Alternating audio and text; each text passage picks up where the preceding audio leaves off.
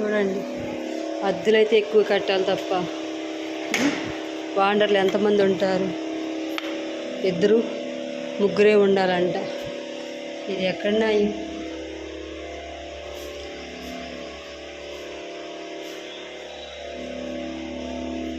అద్దె ఇల్లు సొంత ఇల్లు ఉన్న వాళ్ళందరూ ఇలా రాజ్యం వెళ్తుంటే అద్దెల పరిస్థితి ఏంటండి చెప్పండి? మేము అద్దెలు కట్టుకోలేక పిచ్చి కుక్కలేక చెప్పులు అరిగిపోతున్నాయి, కాళ్ళు అరిగిపోతున్నాయి.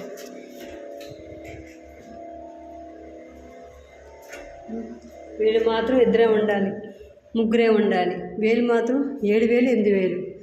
మేము మా పరిస్థితి అంత మాత్రం పరిస్థితులే కదా.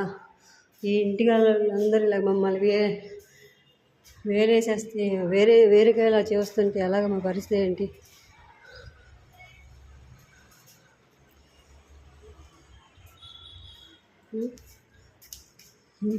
మాకు ఇల్లు కావాలి, సొంత ఇల్లు కావాలి. అయ్యా చంద్రబాబు నాయుడు గారండి, మాకు ఇల్లు కావాలండి. మా పరిస్థితి అంత మాత్రమే, చెప్పులు అరిగిపోతున్నాయి, కాళ్ళు అరిగిపోతున్నాయి. మాకు మాత్రం సొంత ఇల్లు కావాలండి. అయ్యా పవన్ కళ్యాణ్ గారు అండి, మాకు సొంత ఇల్లు కావాలన్నయ్యా. అయ్యా మా పరిస్థితి అంత మాత్రమే.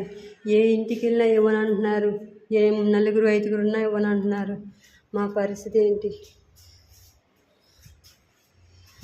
మాకు మీరే సాయం చేయాలి, సొంత ఇల్లు ఇవ్వండి. మాకు పాకున్నా చాలు, గంజి నీళ్ళు పోసుకొని తిందాం అనిపిస్తుంది. ఈ ఇంటిగలతో మేము బాధలు పడలేము. ఇంటిగలలో ఒక్కోసారి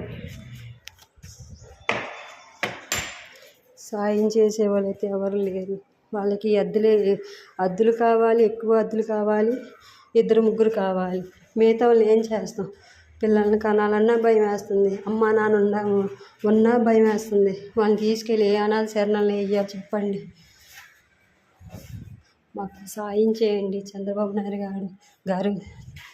చంద్రబాబు నాయుడు గారు, నాకు ఈ టెన్షన్ వల్ల నాకు ఇల్లు తిరిగి నోరు ఎండిపోతుంది, కాళ్ళు అరిగిపోతున్నాయి తప్ప ఇల్లు పరిస్థితి అర్థం అవ్వట్లేదు.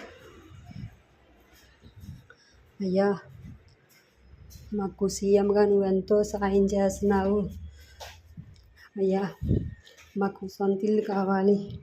ఒక పాకెన ఉంటే బాగుండు, లేకపోతే ఏ చిన్న టెంట్ వేసుకుని బతకాలని ఆలోచన వస్తుంది. అద్దె ఇల్లు ఇంటికాలలో ఎవరు ఉండట్లేదు. చిన్న గొడవ కూడా చేయకూడదు. భర్త తాగి చిన్న గొడవ చేసినా ఖాళీ చెప్తున్నారు. పక్కన వాళ్ళతో బాధలు, ఇంటికాలతో బాధలు. మీరే మాకు సహాయం చేయాలి, సొంత ఇల్లుకి దారి చూపించండి. ఉంటా. ఒక పేదరాలు బాధతో చెప్తున్న మాట.